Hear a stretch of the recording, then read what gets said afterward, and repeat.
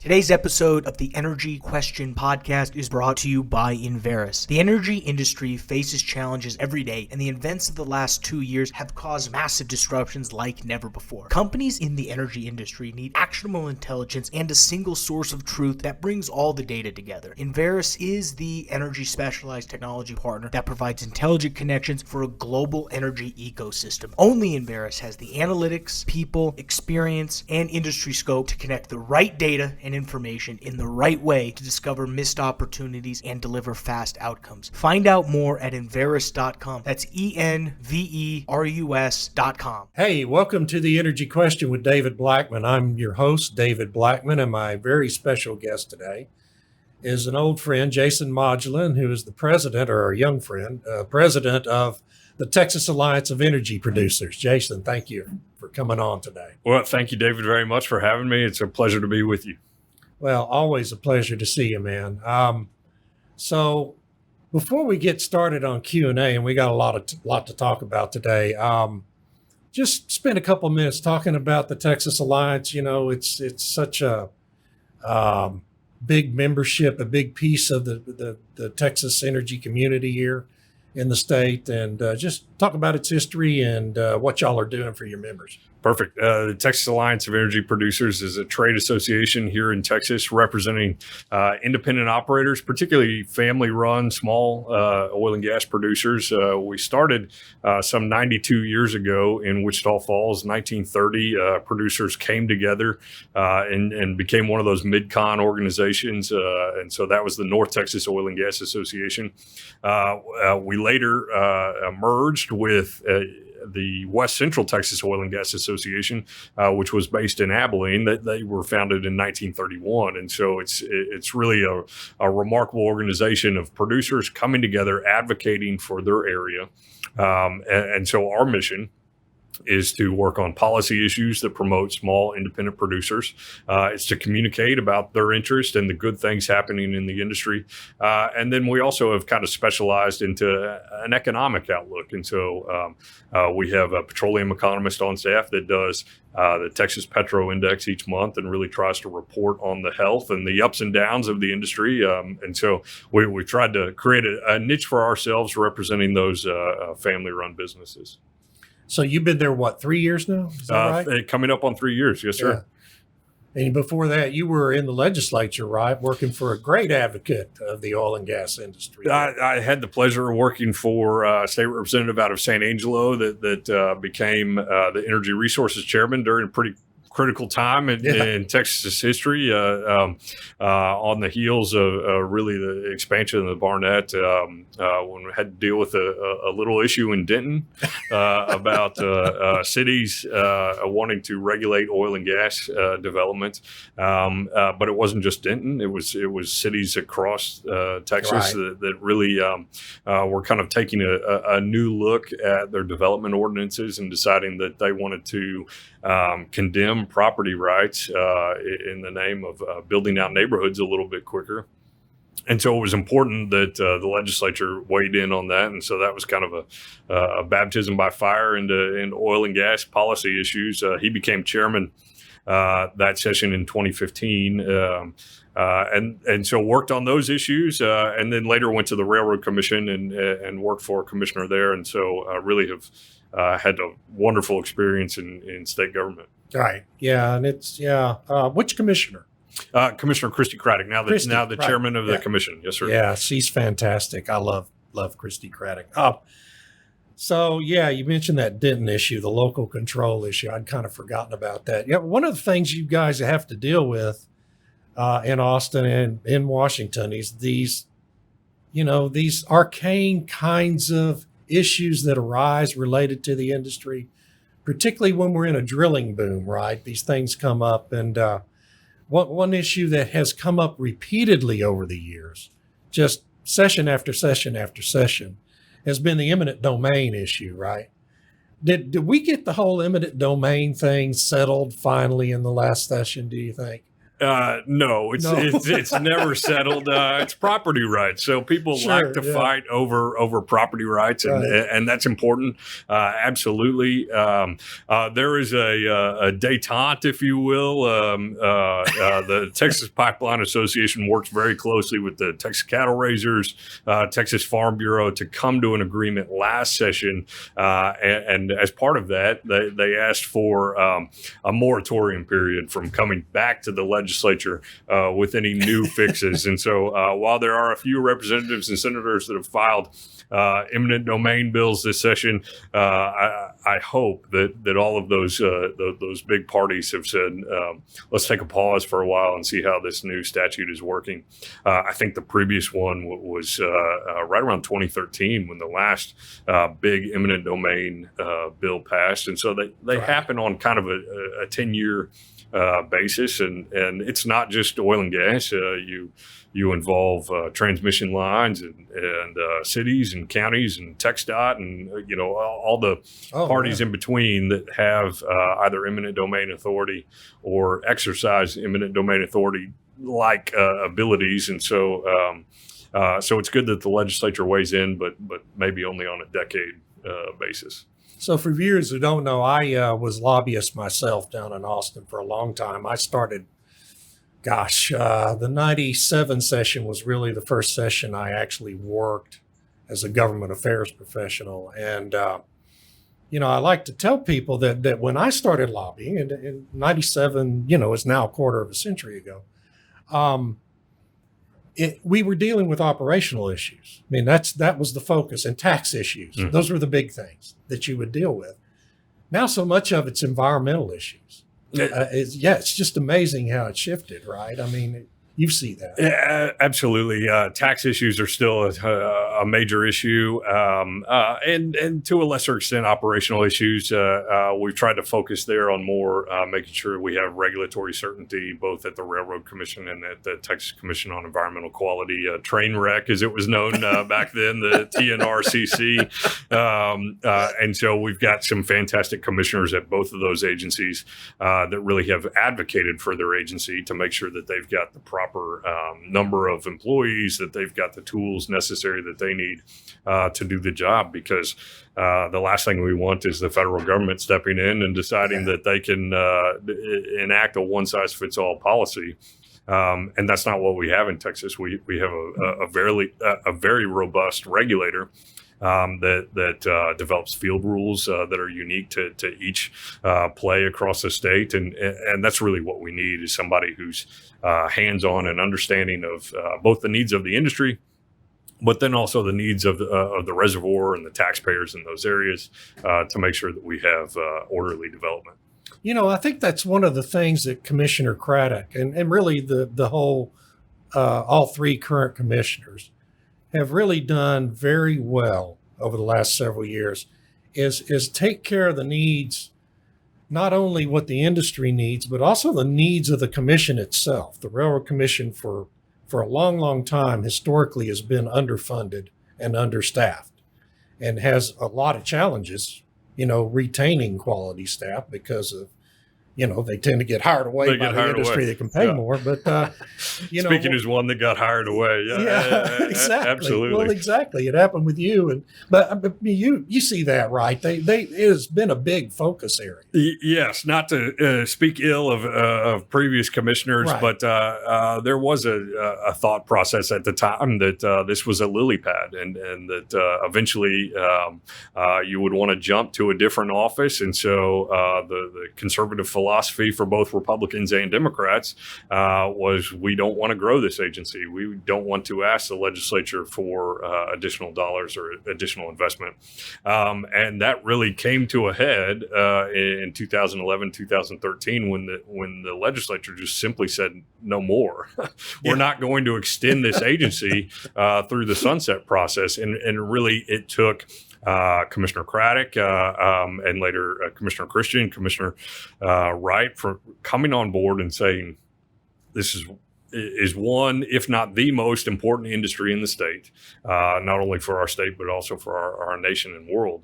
And we need a proper regulator in place that really focuses on the needs of this state to make sure that we develop our oil and gas resources. And so they really are doing a fantastic job right now. Well, speaking of Commissioner Wright, Jim Wright, if you're watching Commissioner, hi, how you doing? I want you on the show soon.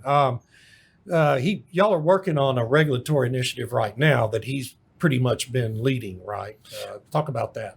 Absolutely. So Rule 8, Chapter 4 are basically the environmental regulations at the Railroad Commission. They date back several decades. The 1950s, I believe, was the first time that the Railroad Commission took up a water regulation, and then it's only grown from there. But we have the need to modernize that rule, not only because of best practices and new techniques that are out in the field, but also because we need an efficient regulator that can look to permits quickly, process the needs, understand where there are potential environmental vulnerabilities, and really focus regulation in a targeted place. And so he had a passion for that prior to coming to the Railroad Commission, was on several task force prior to running for elected office, and really said, if I get elected, I'm gonna make this happen. And so he's been engaged pretty heavily in work groups over the past year, 2 years now since coming on board the commission, and is reviewing some recommendations from industry. And we'll see kind of the process this year, but I anticipate that we're going to take that on in earnest this year. We've also had some legislative input from really great legislators, my former boss, Representative Darby, but then also Senator Charles Perry and Senator Nichols that really have championed these types of reforms. And so it'll probably happen this year, and it's a good thing. So which commissioner, for those who don't know, the Railroad Commission has 3 members, and they are statewide elected officials that are reelected on a 2-year staggered basis. And which commissioner's up this time? Commissioner Craddock is up this next time. So Commissioner Christian was just reelected. Commissioner Wright 2 years prior to that. So it's Commissioner Craddock this next time. Christie's turn in the barrel, huh? That's never fun. So let's talk about some oil and gas.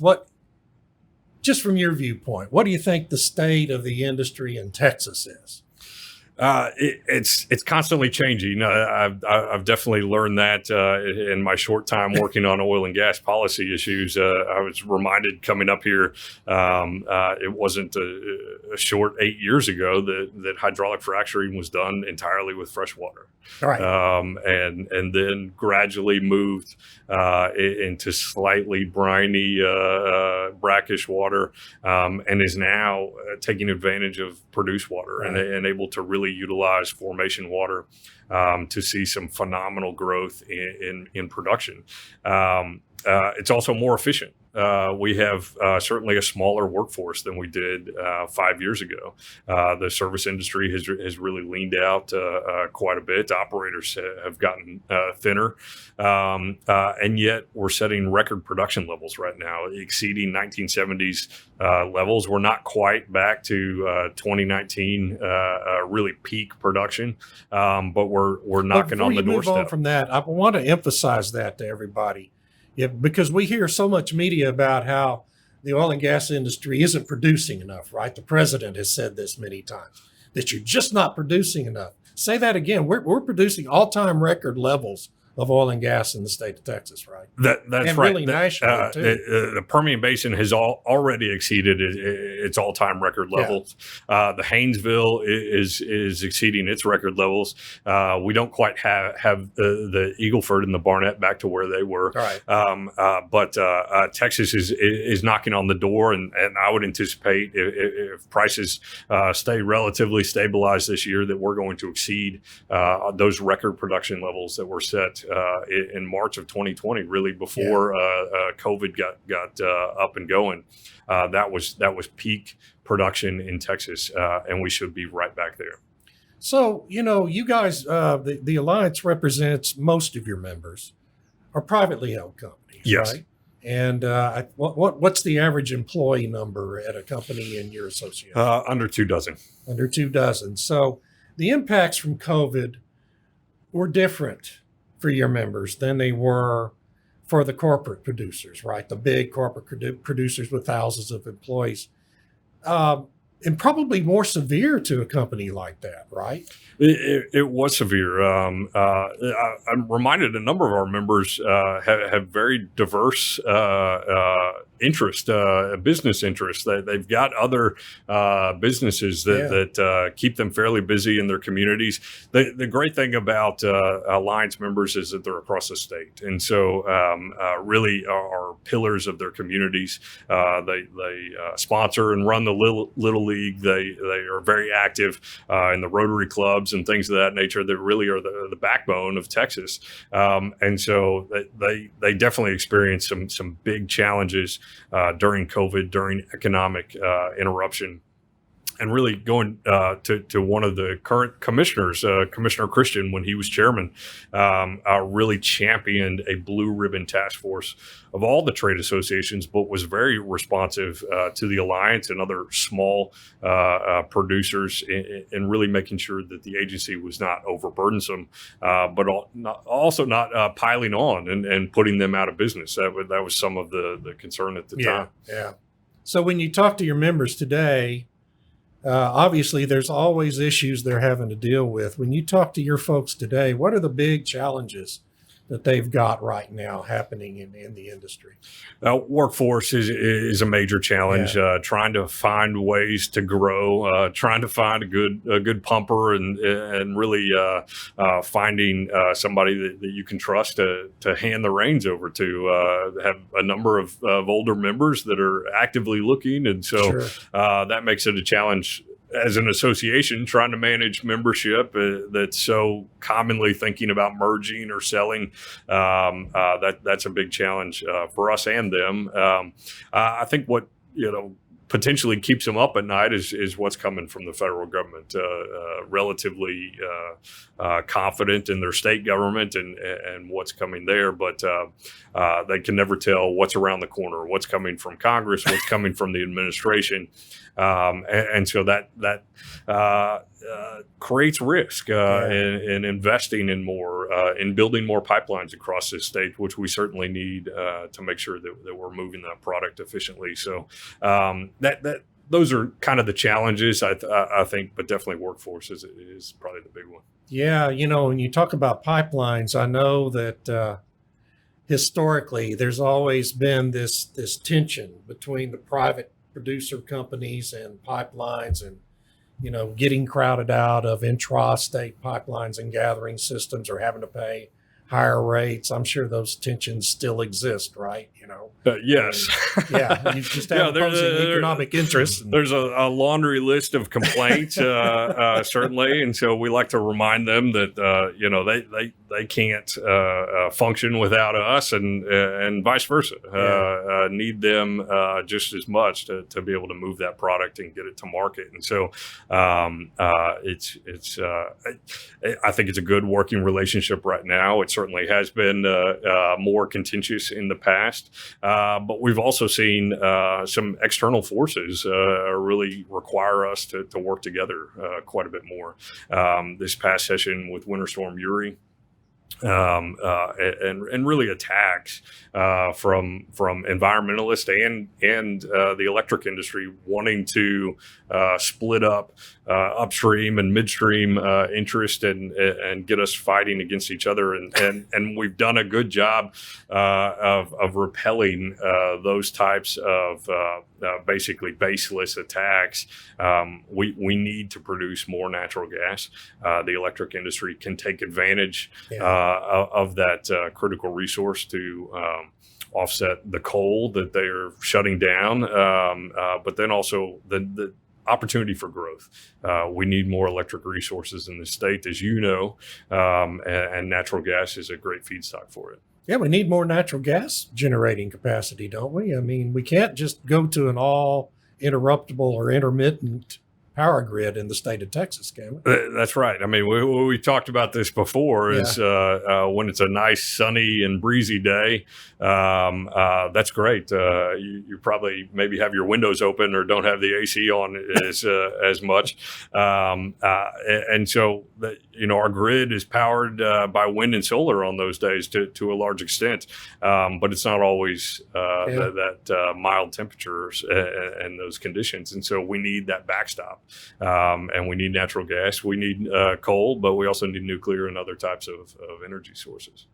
So there's going to be an effort in the legislature this time to, the PUC just approved a plan for, rejiggering the electricity market in the state to some extent. And there's going to be an incentive as a part of that supposedly is going to encourage the building of more thermal capacity, as they call it, which in this state is really any new thermal is going to be natural gas capacity, right? Yes. I mean, coal is not likely to be able to be built because of EPA regulations, the uncertainty there regarding some of their waste streams. And so it likely will be natural gas, potentially nuclear if the federal government kind of moves forward with some of these small reactors. But you're absolutely right. It's going to be natural gas. And incidentally enough, dual fuel. So be able to take diesel in the event that there's any type of interruption, but basically be able to ramp up quickly and be able to meet those needs. So one of the talking points that opponents of natural gas like to use is their big concerns about whether or not we have enough natural gas in Texas. Do we have enough natural gas in Texas? We have enough natural gas in Texas. We've got 31 BCF is kind of the daily production numbers, but then well over 100 BCF of storage in the state. It's far greater numbers than that. I'm blanking on the actual storage numbers. The Railroad Commission has done a great job. Part of Senate Bill 3 last session was really trying to bring more transparency to how our electric grid works. And so the Railroad Commission, along with the Public Utility Commission and ERCOT, I think have done a phenomenal job of doing a better job communicating, of really putting out more resources to the public, but also more resources to businesses so they can plan. Part of the PCM challenge, which was kind of their performance credit mechanism that they voted on, some of the takeaways are getting companies to look more internally. Can we focus on some efficiency? Can we focus on generating our own electricity on site? Is that a cheaper option for us than potentially going into the broader market? So it's going to result in some pretty significant changes, I think, over the next few years. Well, and right now we're in a situation, happily, where there is no shortage of resources for the state government to fix the grid as it needs to be fixed this time. We have the comptroller announced that the legislature has a budget surplus, an all-time record high budget surplus of $32 billion to work with this time, and another $13 billion in the state's rainy day fund. And I would be very remiss if I didn't give you a chance to kind of boast about how the oil and gas industry has contributed to that budget situation. Absolutely. This week, in fact, I don't know when we're releasing this, but one of the other trade associations in the state released just a phenomenal report, Texas Oil and Gas Association. $24.7 billion of taxes were paid in by the oil and gas industry in 2022. We like to look at the severance tax number, which is was $10 billion paid in over the last year. And it's just a phenomenal amount of growth, both in this state and this industry, that's really freed up a lot of resources for legislators to then focus on education, water, transportation, infrastructure. That rainy day fund is entirely funded by severance tax dollars. It's not funded by sales tax or property tax or anything like that. It's funded by the oil and gas revenues and the taxes that are generated by those. And so it's flowed into that account. It was actually split by lawmakers some years ago to where half would flow into the rainy day fund and half would flow into the state highway fund. Yeah. And yet still, it's got $13 billion in it right now, and could actually reach its cap if current prices, current projection stay going for the next 2 years. That's what Comptroller Hager announced, is that it could approach that $27 billion of where they anticipate the cap is right now. Yeah, and that fund's also been used to as a funding mechanism for the state's water plan, 50-year water plan. Right? It has, yes. Lawmakers in 2013 put it into the SWIFT fund. That it was a $2 billion fund that they've drawn down about $300 million, and really living off of the balance, the interest off that $2 billion to fund the state's water plans, 50-year development across the state. It's an exciting time for water. You know, we just came off a drought last year, and so lawmakers are again focused on putting more resources into our water or our water infrastructure across the state. And so we're excited to support and help get across the finish line. Senator Charles Perry will have an effort this session to try to get another $2 billion into water infrastructure. And his focus, particularly a guy from Lubbock and West Texas, Permian Basin, is trying to get more resources to rural Texas. And that certainly benefits oil and gas. That benefits farmers and ranchers. And so we're excited to support his efforts this session.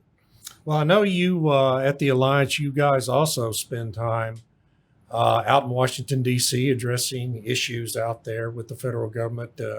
What kind of things are you working on in Washington right now? We had some good success last year, actually with the Biden administration, working with the Commerce Department to try to get more steel pipe into the country. That was a critical choke point that was realized pretty quick. Some of the supply chain issues that happened post-COVID.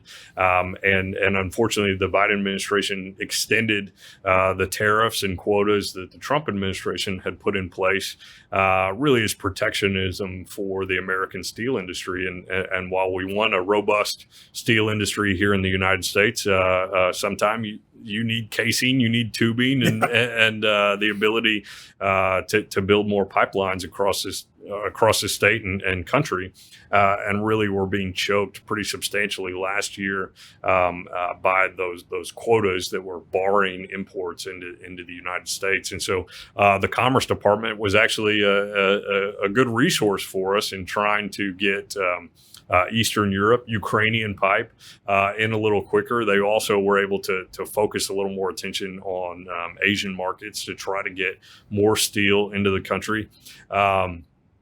Sometimes there are still working relationships despite the politics there of trying to get things moving and working. Last year, though, the big challenge was Build Back Better. Just a very expansive policy proposal that largely retained itself and became the Inflation Reduction Act.